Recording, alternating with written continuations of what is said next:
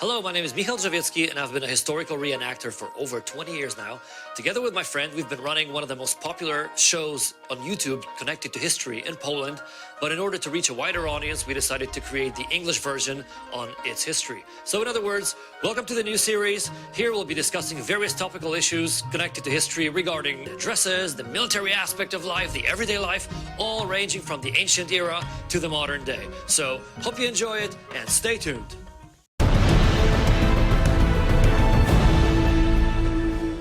You've probably always wondered why Friday the 13th is by many considered a bad luck day. Well, everybody says this, not many people know the reason. So today we'll try to explain this to you, but in order to do this, we'll have to take you back with us on a journey in time. The Order of the Templars was established after the First Crusade as protection for pilgrims visiting the Holy Land. By today's words, they were nothing more than medieval special forces, extremely effective in combat, feared by the opposing armies, fanatical to the last man, and revered and respected by the whole of medieval society in Europe. The most immediate result was that the Templars were praised for their valor, they were praised for their humility, and praised for their devotion to the Catholic Church. The popes, the kings, quickly started giving the poor knights of Christ money, so the order grew very quickly. Each and every knight owned his sword, his chainmail, and maybe his everyday utensils, so they were poor indeed, but the organization itself quickly started gaining influence and started to grow. And now, it's mid-13th century, as the Crusading era is at a decline. The Order of the Templars slowly but gradually moves to Europe, mainly to France, where they established their main headquarters. What's important, apart from being warrior monks known for their valor in combat, they're also bankers, and they're very effective bankers. In France and in the whole of European territory, they build a network of roads, keeps, castles, and banks where they keep and multiply their assets. For example, they are the creators of the check, something that revolutionized the medieval world of finance. One could deposit his money in one castle owned by the Templars in one part of Europe, travel all the way across the whole continent, and withdraw the money someplace else by presenting the right document, something which was a complete revolution in the banking world in those times. What's more, while multiplying their money and their possessions, they quickly start operating independently of the king and independently of the Catholic Church, becoming sort of a state within a state.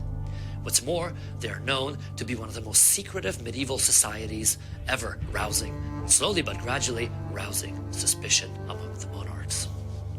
It's the beginning of the 14th century. The King of France, Philip the Fair, rules with an iron hand. He sees this organization as something beyond his control, a direct threat to his power.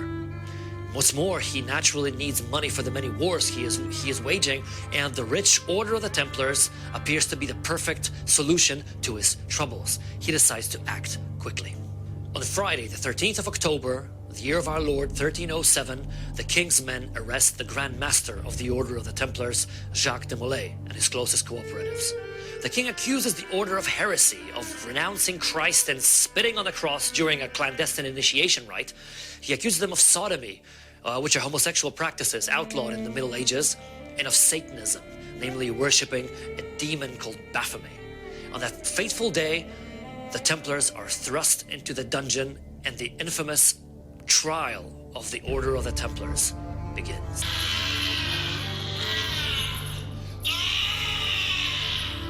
Trial lasts for 7 long years, during which the knights are kept in dark, worm-filled and rat-infested cells and subject to the most barbarous medieval tortures. After this, not being able to withstand the atrocious conditions, the monks finally confess, although it must be remembered that these confessions were forced by torture. Later, they stand before the Papal Commission and simply revoke everything they had said before. Showing inhumanely mutilated bodies, they demand a fair trial with proper attorneys. What's important, many volunteers turn up willing to defend the good name of the order. However, the trial itself resembles a farce. It is conducted in the atmosphere of terror, blackmail, and bribery, which results in many of these attorneys resigning because they simply fear for their own lives. One thing worth mentioning, however, is that no matter how bad the accusations are, one thing the Order is never accused of is fraud and dishonest financial operations. The year 1314 is the date when the trial officially comes to an end. All the accusations are sustained, and soon after, the Grand Master of the Order, Jacques de Molay, is dragged to the scaffold, where he's burnt at the stake for heresy. What happens then remains a mystery to historians until this day. While dying in flames, Jacques de Molay calls upon King Philip and the Pope Clement V, demanding a trial in front of God. He says, "Not a year will pass before you both will join me in death." What's more, both of them die within a year. This is known as the Curse of Jacques de Molay. All the people witnessing these events knew that the accusations were false, that the trial was a farce, and that many innocent people were sentenced to die.